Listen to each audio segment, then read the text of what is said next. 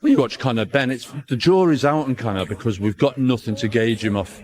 He didn't fight for the Southern area, an English, a British, a European, so we don't know how he's got to perform in a 50-50 fight, in a title fight, because we have no evidence. Yeah, I expect so. But Eubank Jr. is his own man, and that's what he's always tried to make out. This is me, this is my career, and this is how I do things. Dad, that was your era, that was your time, blah, blah, blah, let me do this.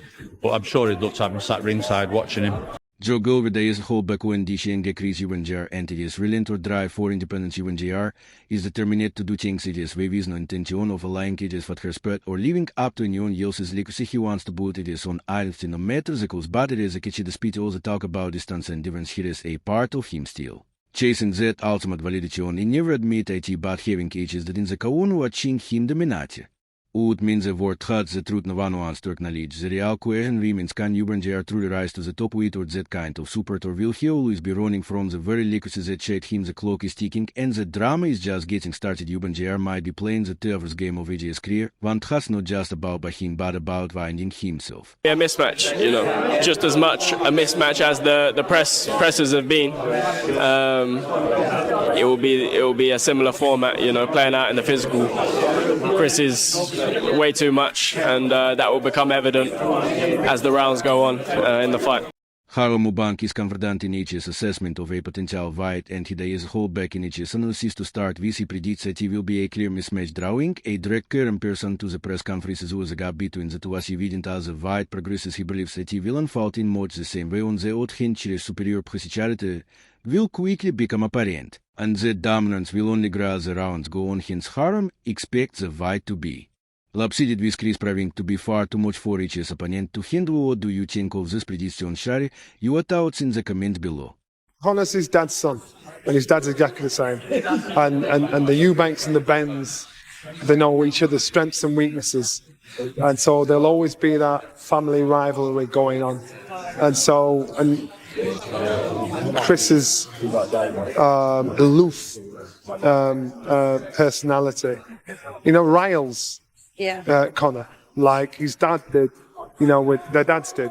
So he knows exactly what he's got to do. To begin with, Johnny Nelson makes it clear that Conor Benn's antics have crossed a line and is not holding back. Ben has continuously stepped out of bounds, making controversial statements and displaying behavior that Nelson can support. On the other hand, when it comes to Chris UNJR, Nelson stands firm, acknowledging AJ's talent and determination. UNJR has been consistent in AJ's efforts to carve out AJ's own identity, and Nelson respects that. However, he doesn't hesitate to point out that Ben's behavior is something that shouldn't be tolerated in the sport. Meanwhile, the entire situation brings a cloud of controversy over Ben's actions, leaving fans and pundits questioning AJ's character. Nelson sees the dividend, making it clear that UNJR is focused on doing things the right way, while Ben is caught up in needless drama that ultimately damages AJ's reputation. So it's actually a good thing sometimes to have a little bit of weight to train off. Not a lot, but and I think that's what Eubank's got, whereas Conor is already at the weight, or there or thereabouts. So that's also a benefit in the sense like he can now just completely fuel his training and fuel his performance. But it's always going to favour the bigger man. It's always going to favour the bigger man. But age is the biggest factor for me in this fight. On the other hand, Shani Mason points out the advantages of carrying a bit of extra weight during training. He suggests that UNJR benefits from this as it gives him something to work out while Conor Benn is already close to his fight weight, allowing him to focus only on following AJ's training, while Ben's approach might seem advantageous in terms of preparation. Margaret stresses that the bigger man typically has the edge in a fight, and this will likely be true in this match. However, Margaret identifies again as a crucial factor in this bout. Despite Ben's superior conditioning, the difference in Age could have a significant impact, especially in terms of stamina and recovery. Age might be the deciding factor that could tip the scales in favor of one fight, regardless of the weight advantages it brings to the ring. I know Chris very well. I grew up with him, we went to school together, and he's been in my gym the whole time. And I'm also very close with Conor Benn. He's a good pal of mine, so it's very hard for me to sort of sit back and say this or say that. I think they're doing a fantastic job in selling their fight. I think it's going to be a fantastic fight. They both obviously have the needle with each other, and they're both going to give it everything. So be prepared for war, and I hope they get out of the ring safe and sound. Meanwhile, Tommy Well shares the difficulty of being neutral in the upcoming fight between UNJR and Conor Benn, given AJ's close connections to both fighters. He reveals that Benn has been training in AJ's gym and he has a solid bond with him, making it tough to pick at the speeches as he commends both fighters for the way they built up the fight, noting their personal rivalry and the intensity. IT brings wel is clear about one thing: this is going to be where both fighters will step into the ring.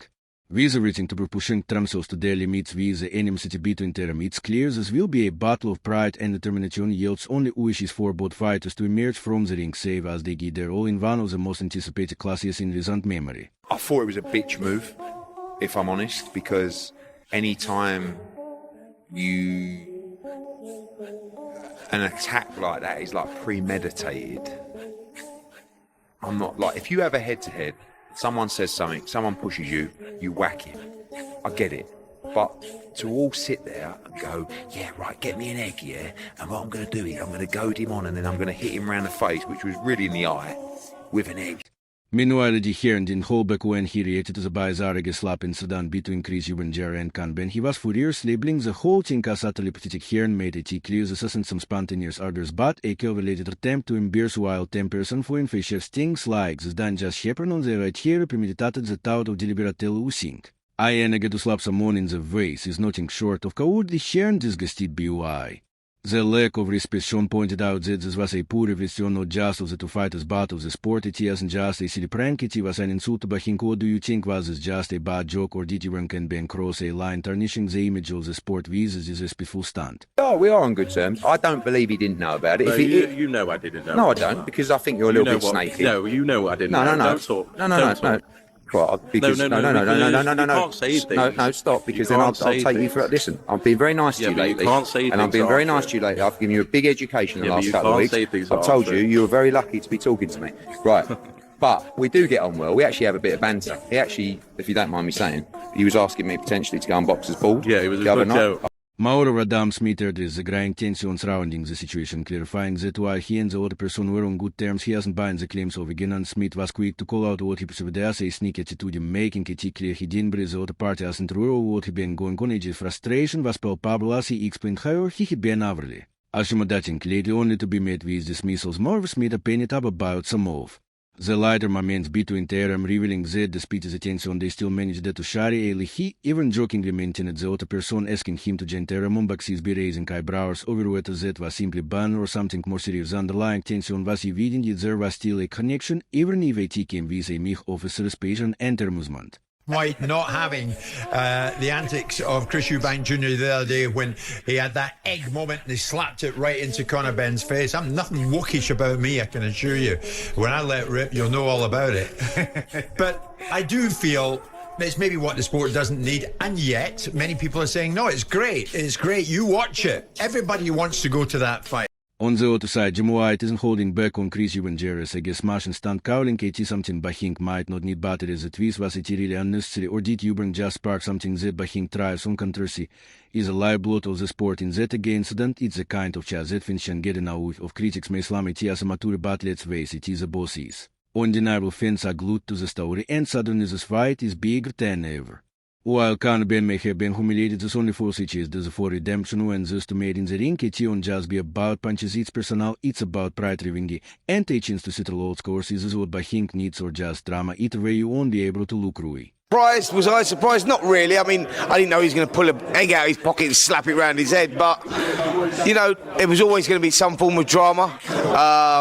And, yeah, it was always going to happen. It spiced it up. Like I say, I wasn't really surprised by it. Maybe a little bit stupid, maybe not a little bit stupid. Maybe there was going to be something that's going to happen. Was it going to be Conor Benn? Was it going to be Chris Eubank Jr.? But I think that shows you the rivalry between these two and the feuds between these two. On the other hand, Spencer Oliver hasn't exactly shocked by the guest on Tau. He hasn't expecting KT to escalate in such a bizarre way. Drama was always going to be part of the equation, and with the tension between Conor Benn and Chris Eubank, it was clear something big was brewing. Oliver points out that the guest slap was a bit stupid, but it also highlights the deep underlying rivalry between these two fighters. The fight was never going to be just about Bahing, it's personal, and that moment. Privatity wasn't just an absurd moment, it was a symbol of everything that had been simmering between them for so long. Benn and Eubank have been circling each other for years, and with emotions running high, this was born to boil over. Oliver recognizes that the animosity has always been there, and the egg slap only intensified it, adding fuel to an already blazing fire what was once. A fight for pride is now more than that. It's a war, a battle of egos, and a case of just how far here. Willing to go to church or down one chin for sure as Rivalry is about to get over an ugly road. Do you chin drop your thoughts in the comment below. Don't forget to like and to subscribe for more.